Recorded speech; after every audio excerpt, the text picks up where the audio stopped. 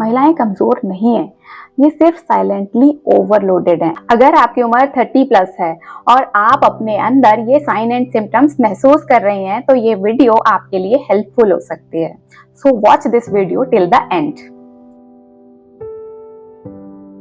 30 के बाद महिलाओं के हार्मोन्स क्यों बिगड़ने लग जाते हैं? क्या आपने कभी नोटिस किया है कि विमेन बॉडी में आफ्टर 30 बहुत ज्यादा चेंजेस आने लग जाते हैं?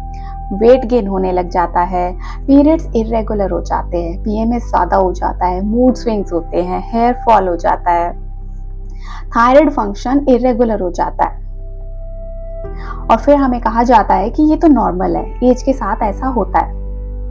और क्या ये वाकई नॉर्मल है या फिर ये एक साइलेंट हार्मोनल क्रैश है? आइए बेसिक हार्मोन समझते हैं। ये 4 हार्मोन्स हमारी बॉडी में बहुत ज्यादा इंपॉर्टेंट रोल प्ले करते हैं: प्रोजेस्टेरोन, ईस्ट्रोजन, कोर्टिसोल और इंसुलिन। 30 के बाद सबसे पहले कौन सा हार्मोन गिरता है? प्रोजेस्टेरोन। प्रोजेस्टेरोन का काम है नींद को सपोर्ट करना, दिमाग को शांत रखना, ईस्ट्रोजन को बैलेंस करना और यूट्रस की सुरक्षा करना, उसको नेसेसरी केयर प्रोवाइड करना। अब जब आपकी बॉडी में ये प्रोजेस्टेरोन कम होता है तब क्या होता है?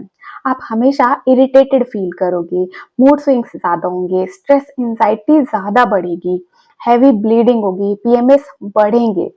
पर सवाल ये नहीं है कि ये चेंजेस आ रहे हैं, ये चेंजेस आएंगे, पर सवाल ये है कि ये चेंजेस इतनी जल्दी क्यों आ रहे हैं? 30s की उम्र में ये चेंजेस नहीं आने चाहिए। अब मैं बताने वाली हूँ आपको वो असली कारण जिस वजह से एक वुमेन बॉडी में साइलेंट हार्मोनल क्रैश धीरे धीरे बढ़ता जा रहा है, और मेडिकल साइंस में भी ऐसा साफ देखा गया है। Number 1 is stress. जब आप कॉन्स्टेंटली स्ट्रेस में रहती हैं, तनाव में रहती हैं, घर की रिस्पॉन्सिबिलिटी है, बच्चों की रिस्पॉन्सिबिलिटी है और आप इमोशनली डिस्टर्ब हैं, तब आपकी बॉडी कॉर्टिसोल बनाती है। जी हाँ, ये एक स्ट्रेस हार्मोन है और जब ये स्ट्रेस हार्मोन कॉर्टिसोल बनता है तो ये प्रोजेस्टेरोन की प्रोडक्शन को कम कर देता है। जी हाँ, बॉडी के अंदर एक लिमिटेड कैपेसिटी होती है हार्मोन बनाने की।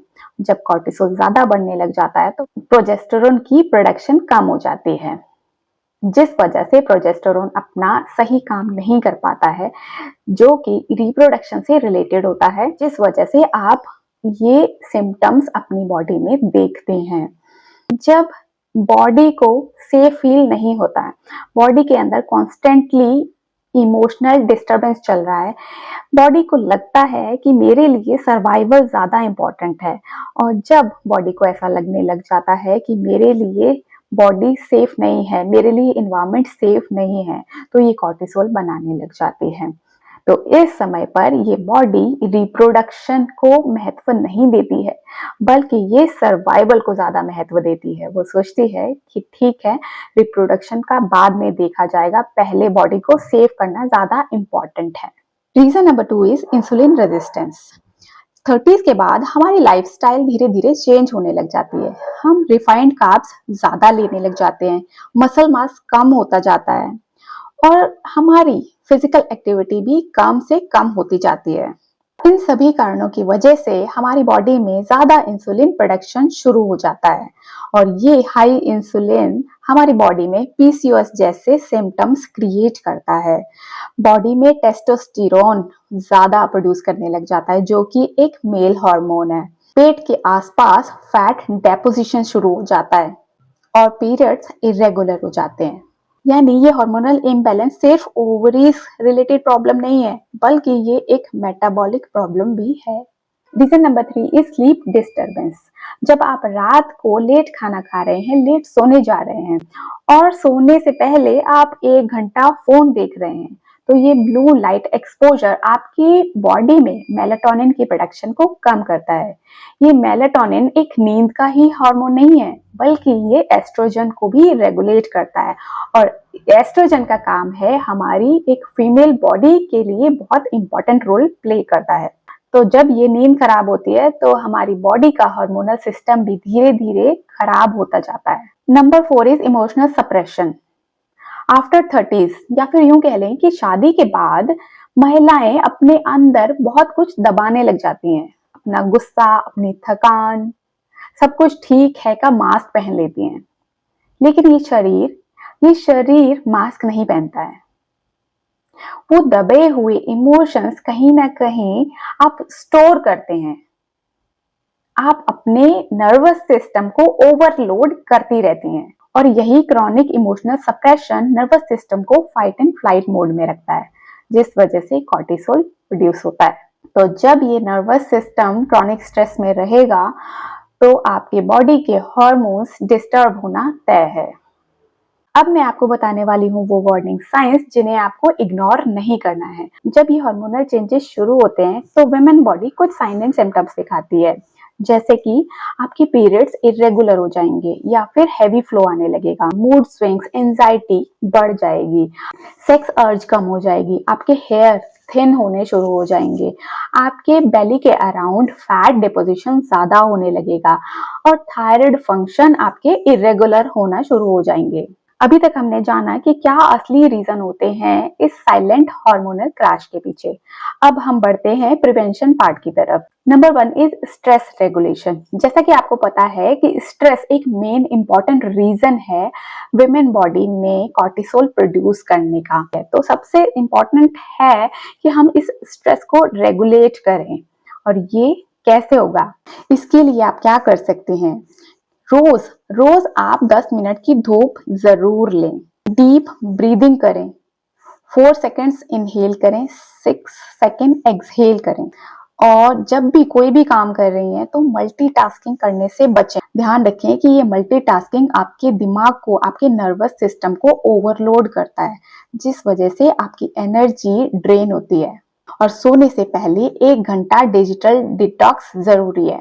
इससे आपका कॉर्टिसोल कम होगा और प्रोजेस्टेरोन स्टेबलाइज होगा।